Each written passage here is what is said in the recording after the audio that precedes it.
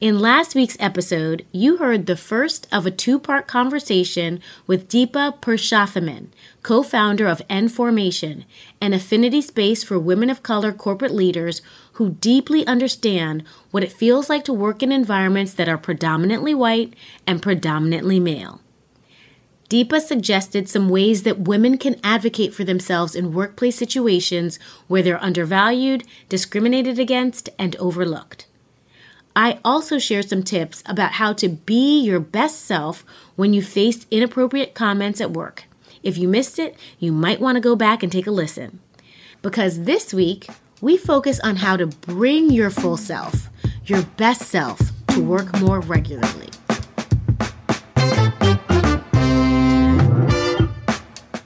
I'm Modupe. This is TED Business.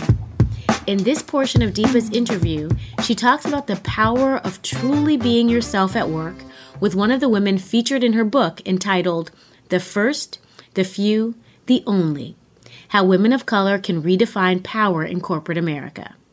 Then after the interview, I'll share some research that highlights the many ways we hide aspects of ourselves at work and how so much of it stems from fear. But first, a quick break.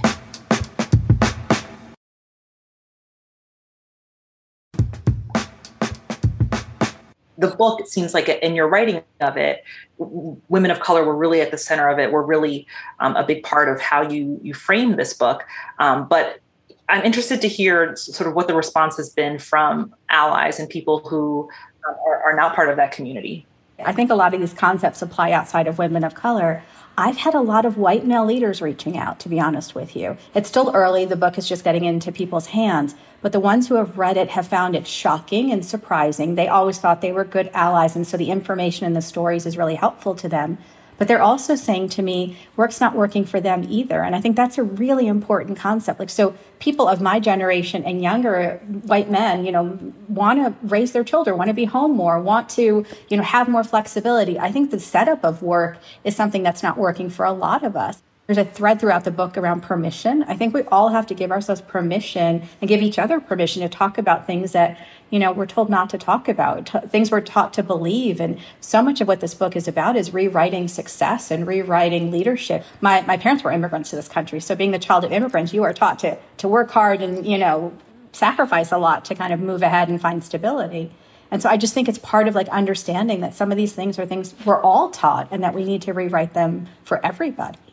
We have another voice, another woman, Sophia, who is here to share her story as well. And I think it would be great to hear from her. Hi, Sophia. And I actually name you in the book. So you are named in the book. So I should just say that in the beginning. I'd love if you would share a little bit of, as a woman of color navigating workspaces, an example of when you didn't feel powerful or how you kind of navigate power. We can unpack that a little bit. Yeah, my pleasure. Thank you. This conversation is giving me shivers. My family and we came to the States when I was 5 years old. And as so many first-generation immigrants, we poured everything into kind of embodying that model minority and working really hard and assimilating and all to secure some social capital within a new country, right? And then I don't think it was until my early 30s when I started really reaching some heights in my career. And in the middle of all of that success, there was this sense that something was missing. For me, a lot of the work and the pivot came in taking a step back and going on this healing journey of reclaiming the intrinsic pride and belonging and sense of self-worth that didn't come from being productive or achieving my professional goals. It came from an understanding of where I came from and my heritage and these kind of deeper aspects of my identity. So along the way, I started a social enterprise called The Same Sky, and we now work with multi-generational artisans in India and Africa. We provide them with a dignified livelihood, and we create accessories that help all of us kind of celebrate the ways that our identities are unique and meaningful outside of just being productive. I know so many women of color I interviewed who won't talk about what they do on the weekends or won't share that they speak another language or won't bring their art. That was one Black woman who was, told me a long story about how she wanted to bring all her Black art to the office, but she didn't want to highlight her differences, and she had a real struggle about whether or not she should share that. We need to really, we need to shed things that don't work for us, but we also need to remember that we actually get our power from who we are and our lineage and where we come from in our histories. What was so fascinating to me in the 500 women I met and I interviewed was the pattern that I saw that the most senior women, like the ones that had really reached like the C-suite or the top, a lot of them had told themselves, I'm going to conform, I'll let certain things go. And once I get to the top, that's when I'll be myself. That's when I'll have power and I'll do it my way. And unfortunately, a lot of those women would share with me they had less ability and less power to do it their way. And you could less conform, less bring in the art, less do the hair the way they wanted at those senior levels, because there was even more pressure to behave in a certain way around what leadership looked like and style looked like. And so I think part of the message of the book and part of what I think you're also sharing in your story is we need to find power as we go, and we need to remember and not think it's something we'll find later. Like if you don't feel powerful as you're rising in the structure, it's very unlikely you're going to ultimately get to the seat and feel powerful because you won't know how to find your power and access your power. And your power comes from inside in your history.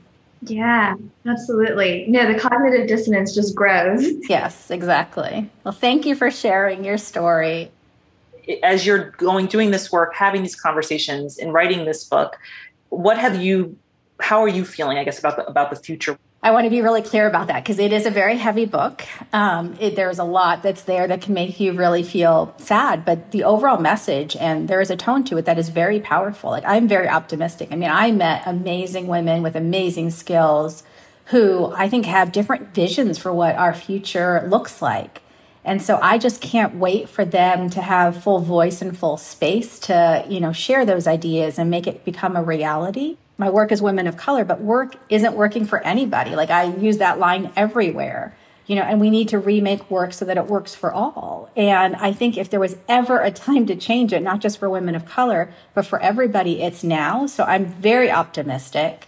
And I think that, I already see change happening. I think this feels like a prime moment to undo some of the history, some of the narratives, some of the indoctrination that we've had that just doesn't work for us anymore.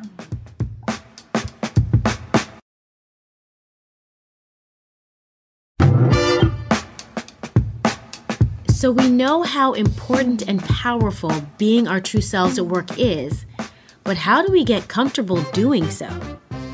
Deepa mentioned one woman who wanted to bring her Black art to the office, but really struggled with whether or not she should do this because she didn't want to highlight her differences. Those feelings are valid, and there's actually a concept that captures what she experienced. It's called covering. In 1963, sociologist Irving Goffman noted how individuals with known stigmatized identities, things like physical disabilities or mental illness, made a great effort to keep the stigma from looming large. They essentially downplayed aspects of their identity to be more mainstream. They covered.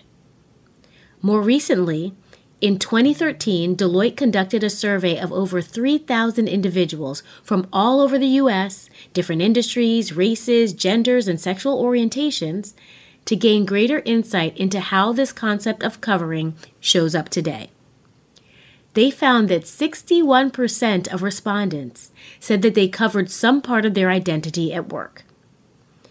If all of this has you curious about what covering actually looks like, here's what you should know. There's appearance-based covering, which includes how you dress or do your hair. I mean, I know some of you listening dye your hair so you look younger. That's appearance-based covering. There's affiliation-based covering, which is about avoiding behaviors associated with an identity you're trying to hide, like hiding your pregnancy for months out of fear that you won't be viewed as committed to the company. There's also advocacy-based covering. That's how much you stick up for a group associated with one of your identities. Like for me, as a Black woman, potentially tempering how much I advocate for a Black or woman candidate out of fear that I'll be viewed as biased. And finally, association-based covering, which is when you avoid interacting with people who share the same identity as you. Look, I've always been a member of the Black Employee Resource Group. It's an identity that matters a lot to me. But let's just say there are people who look like me who are not part of these groups for whatever reason. So, given these 4 types of covering, is there one that really resonates with you? Is there an aspect of yourself that you minimize at work but that truly matters to you? What would it take for you to bring that part of yourself to work? Let's face it, most of us are covering something. And maybe there's a role you can play to create a more inclusive environment in your organization. One where you and others feel more comfortable bringing all aspects of yourself to the table. Because are we really helping anyone by hiding? I don't think so. That's it for today. This episode was produced by Kiara Powell and fact-checked by Matthias Salas. Special thanks to Anna Phelan, Michelle Quint, Corey Hagem, and Colin Helms. I'm Modupe Akinola. Talk to you again next week.